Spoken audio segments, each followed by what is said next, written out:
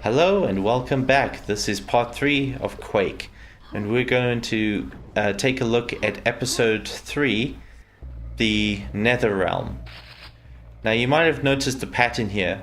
Every time you start an episode, you always end up in some kind of futuristic military base.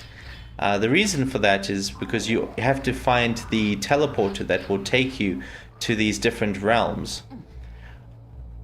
I'm sure you've noticed that the visuals are quite different from before. That's because we're running GLQuake. Which is GLQuake, which is an extension to OpenGL, which is an API for 3D accelerated graphics.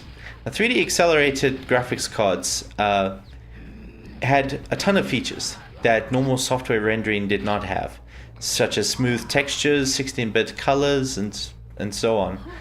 This game, particularly GLQuake, is capable of having transparent textures, so you can see through, water and stuff like that. But you have to enable it manually because the game wasn't originally designed with transparent water in mind, because this game was originally designed for software mode exclusively.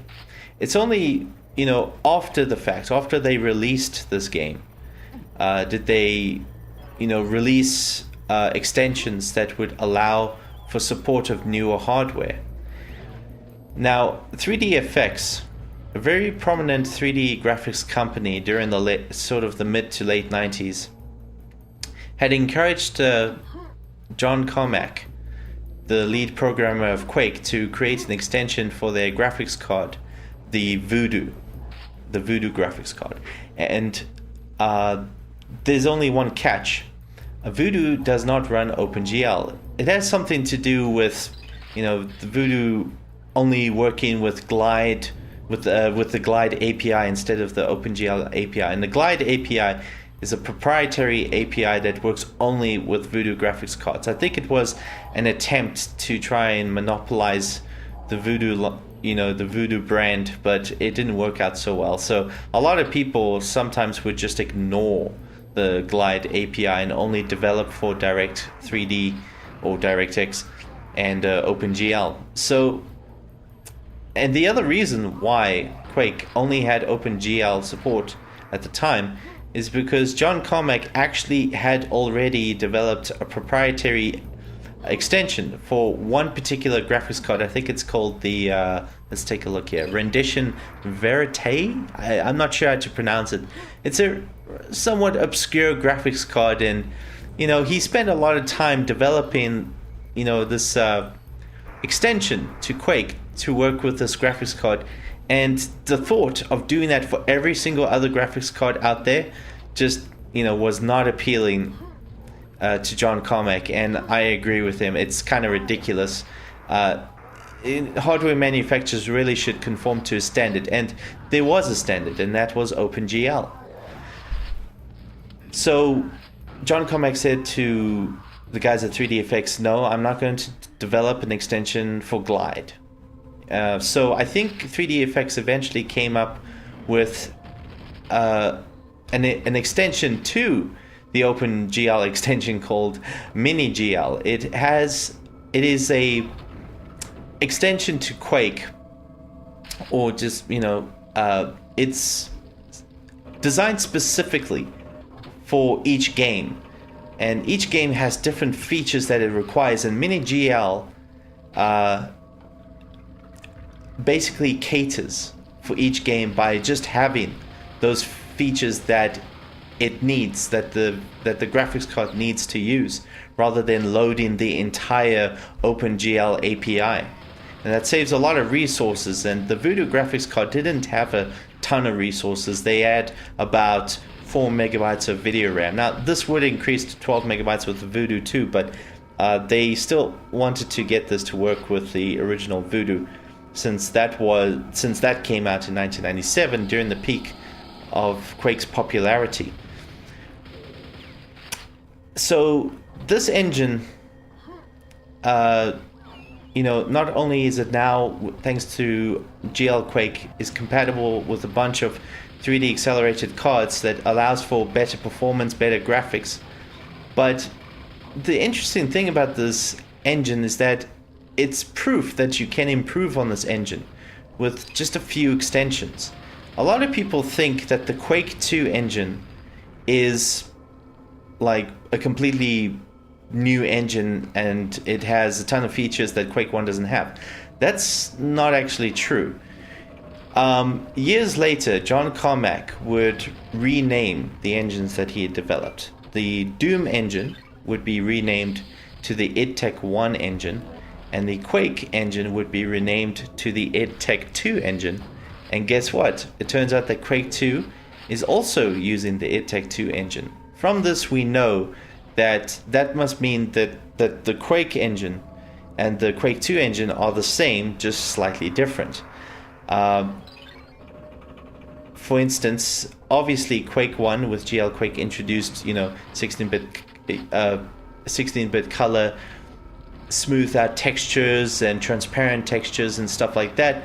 But they still added a few more features for Quake 2, such as colored lighting and tweened animation.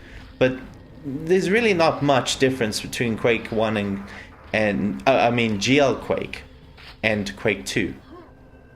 So that's a misconception that I wanted to clarify. A lot of people keep referring to the Quake 2 running the idTech 2 engine and Quake 1 running the Quake 1 engine, which actually doesn't make sense. But one of the benefits of having a simple engine, Quake 1 is using a rather simple engine, even for its time. Not just for performance reasons, but also id Software didn't have a lot of time to develop a really fancy schmancy engine, spent a long time just adding features. I mean, the build engine came kind of late because the guy that was developing the build engine just kept adding more and more features until eventually, by the time he released that engine to be used to develop games on, Quake was just around the corner.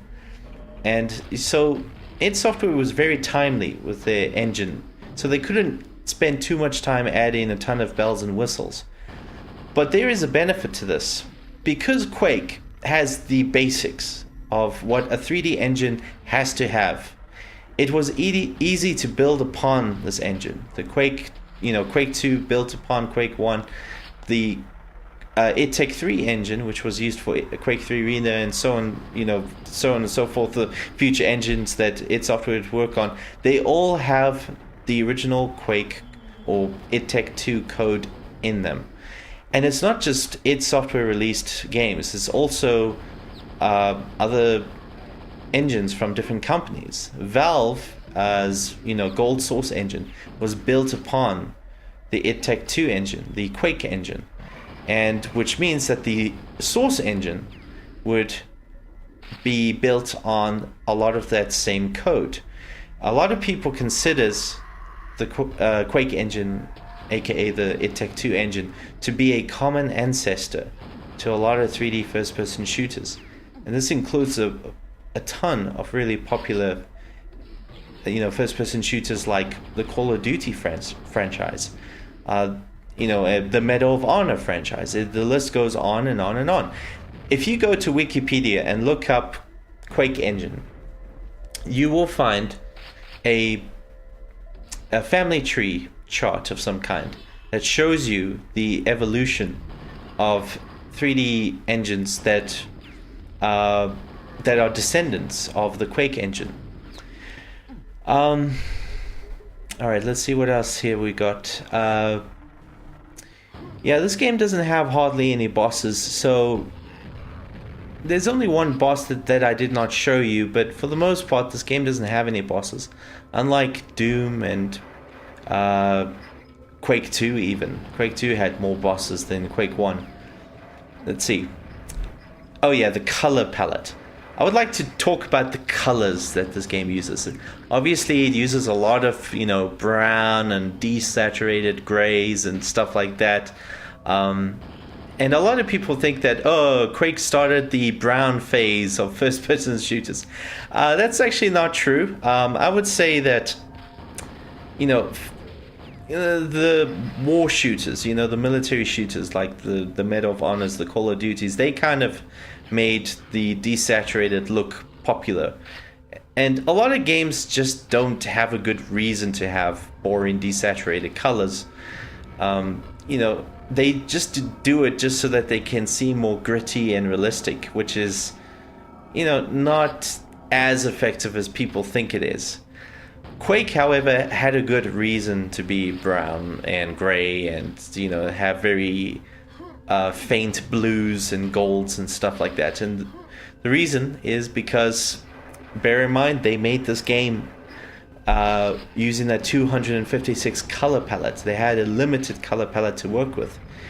And the decision to go for these types of colors had a lot to do with the setting.